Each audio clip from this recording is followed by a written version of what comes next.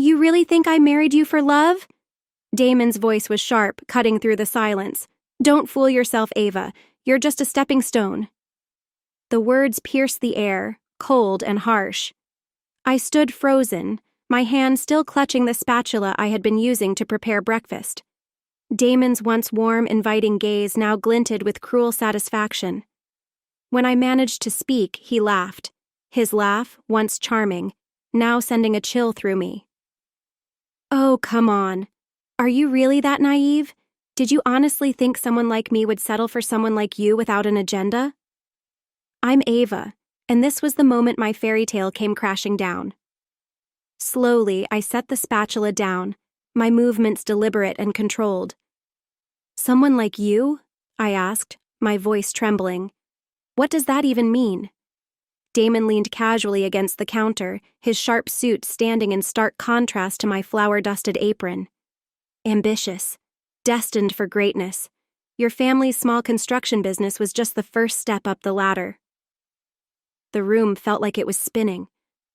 I clutched the edge of the stove, staring at the reality of what he was saying. Our marriage, it had all been a lie. Not all of it, he remarked, almost disinterested. The sex was good, and you made a pretty convincing trophy wife at company events. A wave of anger rose inside me, hot and sudden. Grabbing the nearest object, a ceramic mug, I threw it at him. He ducked and it crashed into the wall behind him. Get out, I shouted, my voice filled with fury. Get out of my house! Damon's eyes widened slightly, a flash of real surprise crossing his face. Your house? I think you're forgetting who's paying the bills around here, sweetheart. I stepped forward, my voice cold and menacing. My family's company built this house. My blood and sweat are in these walls. Now get out, or I'll show you exactly what a construction worker's daughter is capable of. He raised his hands in mock surrender, the infuriating smirk still playing at the corners of his mouth. All right, I'm leaving. But this isn't over, Ava. Remember that. The front door slammed shut, and I crumpled to the kitchen floor, my mind spinning. How had I been so blind? The whirlwind romance, the grand proposal, the dream wedding, it had all seemed perfect because it was too good to be true. I'm not sure how long I stayed there, surrounded by the broken pieces of ceramic and the remnants of my marriage. Eventually, I managed to pull myself up, and with trembling hands, reached for my phone. I dialed the one person I knew would always be there for me, Clara. My voice broke as I spoke. I need you. An hour later, I was sitting in my parents' warm living room, the mug of tea in my hands providing some comfort. Clara sat beside me, her arm around my shoulder. My father, Arthur, paced by the fireplace, his face clouded with anger and concern. I'll kill him, he muttered, his voice low and furious. I'll tear that bastard apart. Dad, please, I said tiredly, my voice soft but firm. Violence won't solve anything. Clara squeezed my shoulder. Your father's just upset, honey. We both are. To think that Damon could be so manipulative, deceitful. A complete and utter ass. Misguided, I supplied, despite everything. A small smile tugged at my mother's lips. I was going to say misguided, but your words work too. Arthur stopped pacing and sat down across from us. Ava, sweetheart, I know you're hurting, but we need to think practically. What did he mean about using our business? I shook my head. I don't know. He always acted like the company was beneath him, said it was just a quaint family business that would never amount to much. Clara and Arthur exchanged a look. Honey, my mother said gently, there's something we need to tell you about the company. For the next hour, my parents laid out the truth about Sterling Construction. It wasn't just a small family business. It was a rapidly growing enterprise with contracts all over the state. They had been protecting me, they said, wanting me to have a normal life without the pressure of a family legacy. But why didn't you tell me? I asked, feeling betrayed all over again. Arthur leaned forward, his eyes intense. We were going to, sweetheart. We had a whole plan to bring you into the fold gradually, but then you met Damon and everything happened so fast. We thought we had time. Clara added softly, "We never imagined he would use me as a pawn in a sick game." I finished bitterly. The room fell silent. I stared into my now cold tea, my mind racing. Damon had seen the potential in my family's company when I couldn't. He had played me, played all of us, for his own gain. Suddenly, I stood up, a new fire burning in my chest. "I want in," I declared. "I want to learn everything about the business." And then I paused, my voice hardening. Then I'm going to use every resource at my disposal to make Damon rue the day he ever thought he could use me as a stepping stone. My parents exchanged another look, this one filled with a mixture of pride and concern. "Ava," my father said slowly, "revenge isn't the answer. It won't heal your heart." I met his gaze, my jaw set. Maybe not, but it'll be a damn good start. I woke up the next morning on my parents' couch, my head pounding and eyes puffy from a night of tears and rage. The smell of coffee wafted from the kitchen, and I stumbled in to find my mother already dressed for work. "Morning, sweetheart," Clara said, sliding a mug across the counter. "How are you feeling?" "Like I've been hit by a truck," I mumbled, taking a grateful sip. "Is Dad at the office already?" She nodded. "He wanted to get an early start. We have a lot to catch you up on."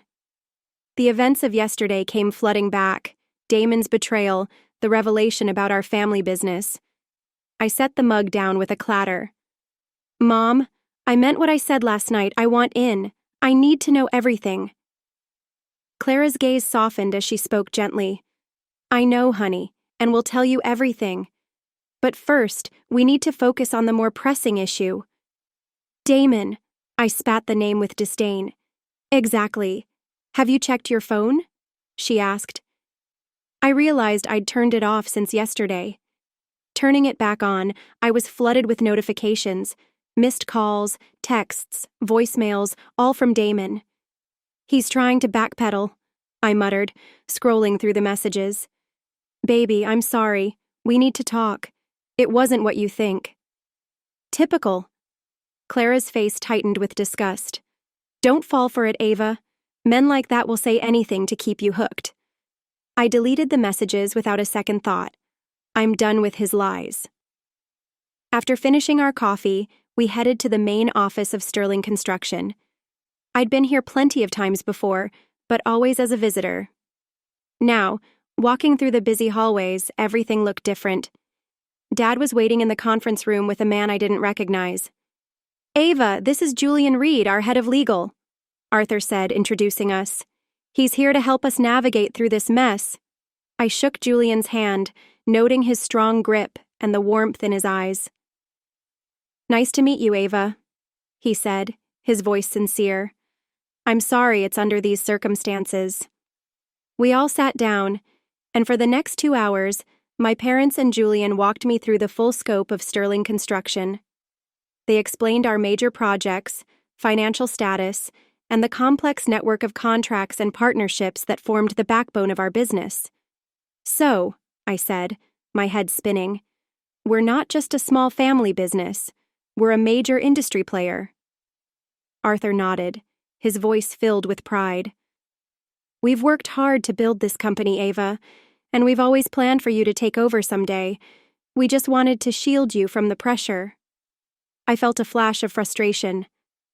"I appreciate that, Dad, but I'm not a child. I could have handled it." "You're right," Clara said gently. "We should have trusted you more, but now our focus is on protecting you and the company from Damon." Julian cleared his throat, shifting his attention to me. "Ms. Sterling, I've reviewed your prenuptial agreement. The good news is it's ironclad. Damon has no claim on your personal assets or your shares in the company." I let out a breath I hadn't realized I'd been holding. Thank God for small mercies. "However," Julian continued, "there's the matter of your joint accounts and the house. We'll need to act quickly to secure those assets before Damon can access them." My father leaned forward, his voice firm. Ava, we can handle this for you. You don't have to— No, I interrupted, my resolve clear. I need to do this myself. I got myself into this, and I'm going to get myself out. Clara reached over and squeezed my hand. You're not alone, sweetheart. We'll be here for whatever you need. I squeezed back, grateful for their unwavering support. Thank you, all of you. Now, where do we start? Julian pulled out a folder. First things first, we need to freeze your joint accounts. Then we'll start the process of dividing assets. It won't be easy, Ava. Damon's likely to fight this every step of the way. Let him, I said, a steely resolve settling over me. He's been using me as a stepping stone. It's time he learned what happens when you mess with the Sterlings. We spent the rest of the day strategizing. By the time we finished, I had a clear plan of action. I would move back home temporarily, freeze our accounts, and file for divorce. It wasn't going to be pretty, but I was ready for the fight. As we were wrapping up, my phone buzzed, a text from Damon. We need to talk. I'm coming over tonight. I showed it to my parents. He doesn't know I'm not at the house, I said. Arthur's face darkened. I'll go over there and— No, Dad, I interrupted. I need to face him myself. It's time I stood up to him once and for all. Clara looked worried. Are you sure, honey? You don't have to do this alone. I stood up, feeling stronger than I had in months. I'm sure. Damon thinks he can manipulate me, use me for his own gain. It's time he learned just how wrong he is. As I left the office, I felt a mix of fear and determination. The old Ava might have crumbled in the face of Damon's charm and lies, but that Ava was gone. In her place stood a woman ready to reclaim her life, her dignity, and her future. Damon Thorne was about to learn that he'd made the biggest mistake of his life. I stood in the kitchen of my soon-to-be former home, my hands gripping the counter as I waited for Damon to arrive. The house felt different now, tainted by the knowledge of his betrayal. Every happy memory we'd shared here now seemed like a cruel joke. The doorbell rang, and I took a deep breath, steeling myself. I opened the door to find Damon standing there, his usual polished appearance slightly disheveled. For a moment, I saw a flicker of the man I thought I'd married. Ava, he said, his voice soft. Thank God. I've been trying to reach you. I stepped aside, letting him in without a word. He moved past me, his expensive cologne filling the air. Look, Ava, he started, running a hand through his hair. What I said yesterday, I didn't mean it. I was angry, frustrated. You know how I get when work is stressful. I crossed my arms, my voice steady. And what about Isla? Was she just stress relief too? His eyes widened for a fraction of a second before he composed himself. Isla? I don't know what you're talking about. Don't lie to me, Damon. Not anymore. Before Damon could respond, the doorbell rang again. A flicker of confusion crossed his face as I moved toward the door. When I opened it, I was met by Regina Thorne, her immaculate hair and designer outfit a sharp contrast to the tension filling the room. Mother? Damon's voice held clear surprise. What are you doing here? Regina glided into the house, her eyes quickly flicking between us. I came to check on you two. I've been so worried. I fought back a bitter laugh. It wasn't worry about us. It was about her son's plan unraveling. Ava, darling, Regina said, her voice oozing with false concern. Damon told me about your little disagreement. I'm sure it's all just a misunderstanding. I met her gaze, not backing down. There's no misunderstanding, Regina. Your son made his intentions clear enough. Her eyes narrowed slightly. Now, let's not be hasty. Every marriage has its ups and downs. If you just tried a little harder— That's enough, Mother, Damon interjected, visibly uncomfortable. I could feel the anger boiling inside me. Tried harder? I gave everything to this marriage. I supported Damon's career, played the perfect wife at his work events, put my own dreams aside. And for what? To be used as a stepping stone? For a moment, Regina's carefully crafted mask of concern slipped, revealing a flash of contempt. Well, dear, you can hardly blame Damon for wanting more. After all, you're not exactly from our circle. The room went still. Damon looked mortified, but I noticed he didn't jump to my defense. I took a deep breath, drawing on the strength I'd found over the past 2 days. You're right, Regina. I'm not from your circle. I come from a family that values hard work, honesty, and loyalty, things that seem to be in short supply in the Thorne household. Regina gasped, her face turning red with outrage. How dare you? No, I cut her off sharply. How dare you walk into my home and try to manipulate me? I see right through both of you now. Damon married me for my family's company, and you went along with it because you thought you could control me. Damon stepped forward, all charm and pleading. Ava, baby, that's not true. I love you. We can work this out. I laughed, the sound sharp and bitter, even to my own ears. Save it, Damon. I'm done with your lies. I've already frozen our joint accounts and contacted a lawyer. This marriage is over. The color drained from Damon's face. You what? You can't do that. I can and I have, I said, my voice steady. You underestimated me, Damon. You thought I was just some naive girl you could use and discard. But I'm a Sterling, and we don't break that easily. Regina's face contorted with rage. You ungrateful little... I think it's time for you both to leave, I interrupted, moving towards the door. Damon grabbed my arm. Ava, please, we can talk about this. I wrenched my arm free. There's nothing left to say. Get out of my house, both of you. For a moment, I thought Damon might argue further, but something in my expression must have convinced him of my resolve.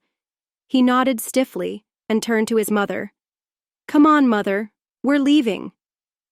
Regina looked like she wanted to say more, but Damon practically dragged her out the door. As they reached the porch, Regina turned back, her eyes cold. This isn't over, Ava. You have no idea who you're dealing with. I met her gaze unflinchingly. Neither do you, Regina. Neither do you. I closed the door and leaned against it, my heart pounding. The house felt emptier now, but also lighter, as if a great weight had been lifted. I pulled out my phone and dialed my mother's number. Mom, it's done. They're gone. Clara's voice was warm and supportive. I'm proud of you, sweetheart. Are you okay? I took a deep breath, surveying the house that had once been my dream home. I will be. I think it's time for a fresh start. As I hung up, I felt a sense of possibility wash over me. Damon and his family had tried to break me, to mold me into their perfect, compliant wife, but they had failed. I was stronger than they knew, and I was ready to reclaim my life on my own terms. The war might not be over, but I had won this battle, and I was just getting started. The next morning, I woke with a sense of purpose I hadn't felt in months. The confrontation with Damon and Regina had ignited a fire in me, and I was determined to see this through. I dressed quickly and headed to Sterling Construction, ready to dive into my new role and start gathering the evidence I needed. As I walked into the office, Clara met me with a concerned smile. How are you holding up, sweetheart? I'm okay, Mom, I assured her. Actually, I'm better than okay. I'm ready to fight back. She squeezed my arm. That's my girl. Come on, there's something I need to show you. We headed to her office, where she pulled out a thick file. I've been doing some digging, she said, her voice low. Damon's been up to more than just having an affair. I leaned forward, my heart racing. What do you mean? Clara spread out several documents on her desk. Look at these. Financial reports, bank statements, emails. Damon's been siphoning money from your joint accounts for months. I scanned the papers, my blood boiling as I saw the evidence in black and white. Thousands of dollars transferred to an account I didn't recognize. Is this for Isla? I asked, my voice tight. Clara shook her head. I don't think so. Look at the account name. I squinted at the fine print. Thorne Enterprises? I've never heard of it. That's because it doesn't exist, Clara said, her tone heavy with grim realization. At least not officially. It's a shell company, Ava. Damon's been funneling money through it, probably to hide it from you during the divorce. The revelation hit me like a gut punch. Not only had Damon betrayed me emotionally, but he'd also been plotting to leave me financially ruined. That bastard, I whispered, my hands trembling with anger. Clara placed a comforting hand on my shoulder. I know it's tough, honey, but we can use this. With this evidence, we can destroy him in the divorce proceedings. I nodded, my thoughts racing. We need more, though. If he's been hiding money through our personal accounts, what's he been doing with the company? For the next few hours, Clara and I dug through financial records, cross-referencing dates and transactions. The work was tedious, but with each discovery, my determination grew. By mid-afternoon, we'd uncovered a troubling pattern. Damon had been manipulating contracts, inflating costs, and skimming off the top. He'd been careful, taking just enough to avoid suspicion, but over time it had added up to a significant amount. He's been stealing from the company, I said, my voice hollow. From my family. Clara's face hardened with controlled fury. We've got him, Ava, but we need to be smart about how we use this information. Just then, there was a knock at the door. Arthur poked his head in, his expression tense. Ava, there's someone here to see you. I exchanged a concerned glance with Clara before following my father out. To my surprise, standing in the reception area was Isla Hayes. She looked as poised and beautiful as ever, but there was an unfamiliar vulnerability in her eyes. Ava, she said, her voice quivering slightly. I think we need to talk. I led her into a private conference room, my mind spinning. What could Damon's mistress possibly want with me? Once seated, Isla took a deep breath. I'm so sorry, she blurted out. I didn't know, I swear. I had no idea you and Damon were still together. Despite everything, I felt a flicker of pity for her. He lied to you too, didn't he? She nodded, tears welling in her eyes. He told me you two had separated months ago, that he was just waiting for the right time to file for divorce. I believed him. God, I was so stupid. I handed her a tissue, my emotions a confusing blend of anger and sympathy. You're not stupid, Isla. Damon's very good at what he does. Isla wiped her eyes and took a deep breath before reaching into her purse. I found something. After you sent those documents to my place, I started looking closer at some things Damon had left at my apartment. She pulled out a USB drive. There are emails on here, plans. He was going to use me to get to my father's company, just like he used you for Sterling Construction. I took the drive, my hand shaking slightly. Thank you, Isla. This could change everything. As Isla left, I felt a strange sense of camaraderie with her. We'd both been pawns in Damon's game, but now we were taking back control. I rushed back to Clara's office, brandishing the USB drive. Mom, we've got more evidence. It's time to take this to the next level. Clara's eyes gleamed with determination. What do you have in mind? I smiled, a plan already forming. I think it's time we set a trap for Damon, and I know just how to do it. As we began to strategize, I felt a surge of confidence. Damon had underestimated me, thinking I was just a naive, compliant wife. He was about to learn just how wrong he was. The game was changing, and this time, I was going to be the one calling the shots. The next week passed in a blur of meticulous planning and carefully orchestrated deception. By day, I threw myself into work at Sterling Construction, learning the ins and outs of the business I'd ignored for too long. By night, I plotted Damon's downfall with a determination that surprised even me. Are you sure about this, Ava? My father asked one evening as we pored over the final details of our plan. There's no going back once we set this in motion. I met his gaze, my resolve unwavering. I'm sure, Dad. Damon needs to pay for what he's done, to me, to our family, to the company. Clara squeezed my hand. We're with you, sweetheart, every step of the way. As the day of Damon's business trip approached, I felt a strange mix of anticipation and dread. I had to play my part perfectly, maintain the facade of the loving, unsuspecting wife, right up until the moment I pulled the rug out from under him. The morning of his departure, I woke early to make Damon's favorite breakfast. As I stood at the stove flipping pancakes, I felt his arms snake around my waist. Something smells good," he murmured, nuzzling my neck. I forced a smile, turning to face him. "I wanted to send you off right. Big presentation today, isn't it?" Damon nodded, his eyes gleaming with an excitement that I now recognized as greed. Could be a game changer for the company. For us. If only he knew how right he was. We ate breakfast in companionable silence, Damon occasionally checking his phone and muttering about last-minute details. I watched him, marveling at how easily the lies fell from his lips. As he prepared to leave, I handed him his briefcase. "I packed you a little surprise," I said, gesturing to the front pocket. "Don't open it until you're on the plane." Damon's face softened, and for a moment I saw a flicker of the man I'd fallen in love with. "You're too good to me, Ava." I swallowed hard, pushing down the lump in my throat. "Have a safe flight. I love you." He kissed me goodbye, and as the door closed behind him, I let out a shaky breath. This surprise I'd packed was a USB drive containing all the evidence of his embezzlement and infidelity. By the time he landed, his world would be crumbling around him.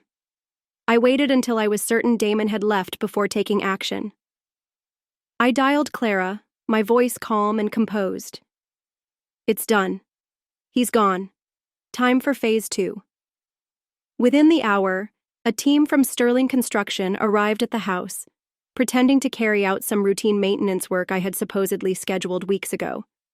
They began documenting every corner of the property, meticulously cataloging our possessions. As I watched them work, a strange detachment washed over me. This house, once the symbol of my dreams, now felt like nothing more than a carefully constructed facade for Damon's lies. Around midday, my phone buzzed with a text from Damon. "Just boarded. Thanks for the surprise, babe. You always know how to make me smile." I stared at the message, my fingers hovering over the keyboard. Part of me wanted to warn him, to give him one last chance to come clean, but then I thought of all the lies, all the betrayal, and my resolve grew firmer. "Glad you like it," I replied. "Have a great trip. Can't wait to hear all about it when you get back." As I hit send, a weight lifted from my shoulders. There was no turning back now. The rest of the day was a whirlwind of activity. I met with our lawyer, finalizing the divorce papers and ensuring everything was in order for the legal battle I knew would follow. I moved the last of my personal belongings to my parents' house, leaving behind just enough to maintain the illusion that nothing had changed. As evening fell, I stood in the empty living room, memories rushing back. Our first night here, the parties we'd thrown, the quiet evenings spent on the couch. All of it now tainted by the truth of Damon's nature. My phone buzzed again, this time a message from Clara. "It's done. Everything's in place. Are you ready for tomorrow?" I took a deep breath, glancing around the room one final time. "I'm ready," I typed back. Tomorrow, Damon would return to find his life in ruins. The house he'd used to impress colleagues and mistresses would be gone. His reputation, both personal and professional, would be shattered. And I would be waiting, ready to show him just who he'd underestimated. As I locked the front door for the last time, I felt a surge of anticipation. The calm before the storm had passed. Tomorrow the real battle would begin, and I was prepared for war. The next morning dawned crisp and clear, a stark contrast to the turmoil raging within me. I stood at the edge of our property, watching as the Sterling construction crew arrived. The rumble of heavy machinery filled the air as a convoy of trucks followed close behind. This was it, the point of no return. "Are you absolutely certain about this, Ava?" my father asked, his voice laced with concern. I nodded, my gaze fixed on the house. I've never been more sure of anything in my life, Dad. Taking a deep breath, I gave the signal. The foreman nodded, and the sound of roaring engines filled the air as the crew set to work. I watched, heart pounding, as the first excavators clawed into the side of the house. The crack of splintering wood and shattering glass was like music to my ears. As the demolition progressed, I felt a strange mix of emotions wash over me. Grief for the life I thought I'd had, anger at Damon's betrayal, and an overwhelming sense of liberation. With each wall that fell, I felt the weight of lies and manipulation crumbling away. My phone buzzed in my pocket, a text from Clara. "It's done. The evidence has been delivered to the authorities. There's no going back now." I typed back a quick reply. "Good. Let it all burn." By midday, our dream home, the stage for Damon's elaborate deceptions, was nothing more than a pile of rubble. I walked through the debris, picking up fragments of our life together, a shard of the vase we bought on our honeymoon, a twisted picture frame that once held a photo of us smiling on the beach. All of it meaningless now. As the crew began clearing the site, my phone rang. Damon's name flashed on the screen. I took a deep breath, steeling myself, and answered. "Ava." His voice was frantic. "What the hell is going on? I just got a call from the police. They're saying something about embezzlement and fraud, and why isn't Isla answering her phone?" I let out a cold laugh. "Oh, Damon, you really should have been more careful with your secrets." "What are you talking about?" he sputtered. "Where are you? I'm coming home right now." "Home?" I said, my voice dripping with sarcasm. "I'm afraid you'll find that a bit difficult. You see, our house seems to have had a little accident." There was a long pause on the other end of the line. When Damon spoke again, his voice was low and dangerous. "What have you done, Ava?" I walked to the edge of the property, looking out over the empty lot where our house once stood. "I've done exactly what you taught me to do, darling. I've taken control. I've seized an opportunity. I've used every resource at my disposal to get what I want." "You stupid," he hissed. "You have no idea what you've done. When you get back, you'll find divorce papers waiting for you," I interrupted, "along with a team of lawyers ready to bury you in litigation. Oh, and I wouldn't count on Isla for support. She's had quite the revelation about your true nature." I could hear Damon's ragged breathing on the other end of the line. "This isn't over, Ava. You think you've won, but you have no idea who you're dealing with." "No, Damon," I said, my voice steady and cold. "You're the one who had no idea who he was dealing with. I'm not just some stepping stone. I'm Ava Sterling, and I'm the woman who's going to bring your whole world crashing down." I ended the call, a sense of grim satisfaction settling over me. I knew this was just the beginning. Damon would go down without a fight, and his parents, Regina especially, would no doubt rally to his defense. But for the first time in years, I felt truly in control of my own destiny. As the sun began to set, casting long shadows over the empty lot, I felt a presence beside me. Clara put her arm around my shoulders, and we stood in silence, watching the last of the debris being cleared away. "What now?" she asked softly. I turned to her, a small smile playing on my lips. "Now we prepare for war. Damon and the Thorns are going to throw everything they have at us. We need to be ready." Clara nodded, her eyes gleaming with determination. "We will be. The whole family is behind you, Ava. We'll face this together." As we walked away from the ruins of my old life, I felt a surge of strength and purpose. Damon had underestimated me, seen me as nothing more than a pawn in his game. But he was about to learn that sometimes the pawn becomes the queen, and in this game, I was playing to win. The aftermath of the demolition was a whirlwind. I barely had time to catch my breath before the next phase of my plan was set into motion. With Damon's belongings salvaged from the rubble, I set about delivering them to Isla's doorstep, along with a carefully crafted package of evidence detailing his deceit. My hands trembled as I sealed the final envelope. Inside, I included a letter to Isla explaining everything: Damon's manipulation, his financial fraud, and his plans to exploit her family's connections for his own gain. I wrestled with whether to mention the details of our own failing marriage, but ultimately, I felt that the truth was the kindest thing I could offer her. As I watched the courier drive off with the package, a mix of anticipation and dread gripped me. There was no turning back now. The next 24 hours blurred into a haze of legal meetings and damage control at Sterling Construction.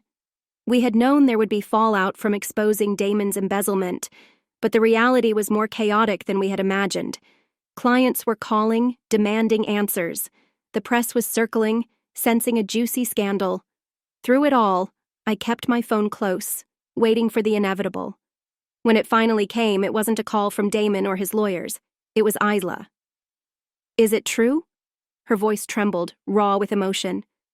"All of it." I closed my eyes, steeling myself. "Yes, Isla. I'm so sorry." There was a long pause, broken only by her shaky breaths. When she spoke again, her voice was firmer, tinged with anger. "He's here now, you know. Showed up at my door an hour ago, full of excuses and promises. I didn't let him in." A wave of relief washed over me. "Good, Isla. I know this is a lot to process, but thank you." She interrupted. "For telling me the truth. For not letting him do to me what he did to you." The call ended shortly after, leaving me with a bittersweet sense of closure. Another piece of Damon's carefully constructed facade had crumbled, but I knew the real storm was still on its way. It hit with the force of a hurricane the next morning.